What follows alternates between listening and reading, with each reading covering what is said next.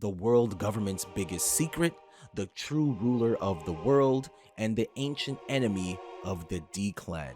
The existence of Emu is not meant to be known by anyone. If you're to even hear their name or enter their secret chamber, regardless of if you're an ally or not, you will disappear from history forever. Who exactly is Emu and what is their true purpose? This person has been manipulating everything from the shadows and also been keeping tabs on several characters such as Luffy, Blackbeard, the ancient weapon Shirahoshi, and Nefetari Vivi, all major players who will have influence in changing the shape of the world, or in some cases, could destroy it. And how is this person connected to the Will of D and Joy Boy, as there was a giant straw hat in the basement of Mary Joie? Were they friends with Nika, or were they the ones who dealt the finishing blow, killing the famous hero? This person wants everything from the Void Century to be erased, including themselves. So who exactly is Emu and what is their true purpose in the story? But before all that, don't forget to like, share, and subscribe. Click the bell icon to stay notified for more videos like this. I would greatly appreciate it. Thank you. For us to understand Emu, I think the name they refer to themselves as gives us a pretty huge hint, as Mu means quite a lot of things. Now, according to Sandman on Twitter, Mu is giving a childlike impression to the Japanese audiences, maybe hinting that Emu is very childlike or a child himself. Maybe similar to Sugar, he's forever a child, maybe through the immortality surgery from the Appi Appi no Mi original user. But this name could also be a reference to the land of Mu, a mythical lost continent introduced by Augustus Le Plengion. I might have butchered his name. It is what it is. But he would identify this place alongside Atlantis, but neither of these continents could be proven to exist, as it would never make sense. How could these continents just vanish without a trace? Now, according to Augustus, he discovered this after investigating the ruins of Maya in Yucatan. I might have butchered that again, but he claimed that he translated the first copies of this sacred book using Spanish and thus discovered that this mythical continent might have existed. Sounds familiar? Yes, it does, because this sounds exactly like the situation with the Great Kingdom, and we know that Emu quite literally has a weapon that could erase islands off the face of the map with no explanation whatsoever. It didn't sink, it didn't go into the air, it quite literally just vanished, almost like God's Valley as well. But that's not it, as Mu is also the 12th letter in the Greek alphabet, which was derived from Egyptian hieroglyphics and is the symbol for water. That's huge because a lot of people speculate and theorize that Emu has the ability to manipulate water and the seas, and is quite literally the king of the seas, which could explain why they're the natural enemy of the D-Clan, as they might have been the ones who created the devil fruits, something that is hated by the sea. The reason this symbol deriving from Egyptian hieroglyphics is interesting is because we now know Lily was involved with the spreading of the poneglyphs and is linked to these things, and poneglyphs are based off of hieroglyphics and Alabasta is based off of Egypt. So maybe this is a hint that this ancient language might have derived from Alabasta all along. But we're not done there, as Mu also is a word that means nothing. Not zero, not anything, nothing, which is basically what Emu is, someone who is not supposed to exist. Emu is a monster, and what appears to be an immortal one. Not only are they king of the world, but also they have the power to back it up, having some sort of unique ability to conjure arrows similar to that of Medusa from Soul Eater, and also possibly a transformation as we seen when they smothered the flames of Sabo. But not only is Emu strong, but so are the Gorosei, who also seem to have unique transformations themselves. We're not exactly sure what they are, but what appears to be animal transformations, most likely mythical zoans.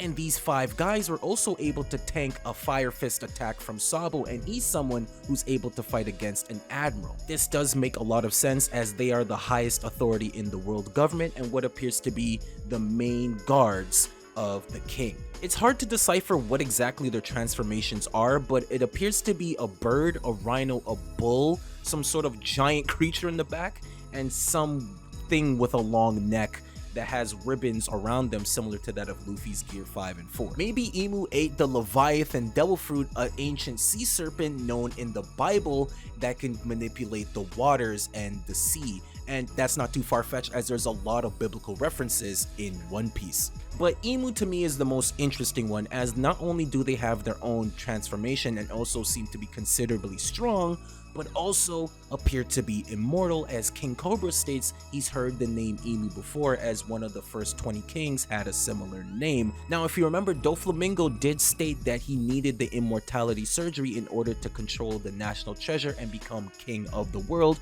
so it's most likely this is how Imu achieved the status of king. And if you remember, the reason Law's Devil Fruit is so desired is not only because of the personality switch surgery, but also the ability to grant immortality at the cost of the user's life. So it's most likely someone used this on Imu in the past. But what exactly is Imu's connection to the Will of D and the Nefetari bloodline, as we get some major bombshells in chapter 1085, as Imu claims that the D clan have been an enemy to them for a few centuries now, and appear to be very well acquainted with Nefetari Lily, who was revealed to us to actually be a D member as well, as her real name is Nefetari D Lily, which is fascinating as that means one of the founding members of the world government and the celestial dragon is also a D clan member, which is fascinating.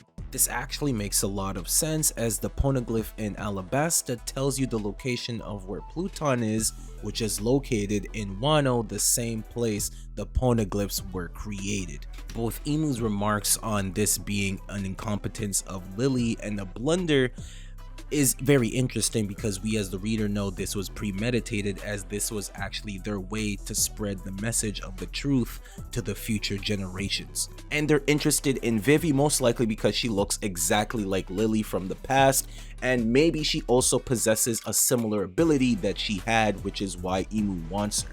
The question still remains, what exactly is Imu? And I think their appearance is going to play a heavy role in this reveal, because Oda is going out of his way to hide this figure despite it's someone we don't even know. So there's really no point in not showing us this character unless their appearance is going to play a huge factor. But the most unique characteristic of Imu is their eyes. It resembles that of the Rinnegan from Naruto, or Mihawk's eyes. Whatever is going on with these eyes could definitely be linked to their true power and the reason why they were chosen as king. This might sound crazy, but maybe Imu is linked to Mihawk, as he's the only person that shares the same eyes. Or maybe they both just unlocked a next level of power and maybe could be linked to observation Haki possibly. But this does not answer the big question. Why was Imu, out of the 19 families, chosen as the sole ruler of the world? So let's go back to the very beginning. 800 years ago, 20 nations joined together in order to defeat a big threat, which is known as the Great Kingdom, as well as the Lunarians, who were once known as the gods who lived above the Red Line, a place they called God's Land. It's very possible that Mary Jawa, the Great Kingdom, and God's Land are actually one and the same place, but the world government stole it, which is a common theme that happened throughout the story. We have seen this countless times, from Arlong to Crocodile to Orochi and Kaido to Enel to Doflamingo, and the list goes on. But these guys did it on a much grander scale. They literally stole the world. What's interesting is that Nefetari Lily, despite being a D and clearly an ally of the Great Kingdom, still thought it was necessary to team up with the 19 other families to take out this big threat.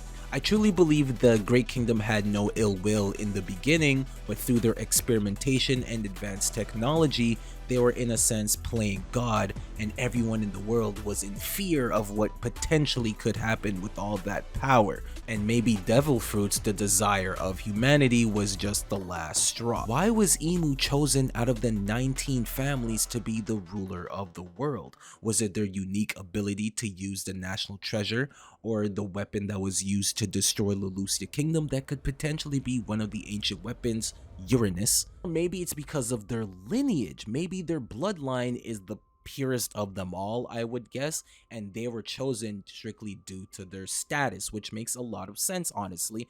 Maybe This person could be a familiar family that we already know of, maybe the original Don Quixote ruler of Dressrosa, who was said to terrorize the Tontada, as the Don Quixote family are one of the most prevalent celestial dragons in the entire series so far, so that wouldn't be too surprising. Or maybe they're just an otherworldly being similar to that of the Lunarians and Skypians. The celestial dragons do have a space theme going around, with their names being celestial dragons, heavenly beings, but also their outfits is similar to that of an astronaut. And also there is J. Garcia Saturn, whose name is following the same theme as the ancient weapons that are named after planets and Roman gods. They do have a similar structure to the Skypians, who also have their own god and live in God's land, which was once what the red line was referred to as. And maybe those transformations of the gorosei and emu aren't actually devil fruit related, but they're actual true forms. Or maybe they were a former king that was an ally to Joy Boy but betrayed him in order to gain power. Or if you want to go even nuttier, my friend was telling me a theory that all the 19 original kings fused into one being and became emu as they all thirsted for power. I think this is interesting, but might be a little too far into the deep end. Emu does not want anyone to know of their existence, even including allies, with the only exceptions being the gorosei. Possibly the Holy Knights, as one of them might have been the ones to call Emu when the gorosei were ready for the meeting, and Doflamingo, who found about this secret, and now they've sent an assassin towards him after he's been locked and impaled down. But let me know in the comments what you guys think about Emu, what's going on with everything. I'd love to know. There will be a part 2 discussing Nefetari, Vivi, and the Will of D in full detail, as well as the gorosei in another video. They might be out by the time this is out, so be on the lookout for that. Hope you guys have a good day and a good night. I'll catch you guys on the next one. Peace.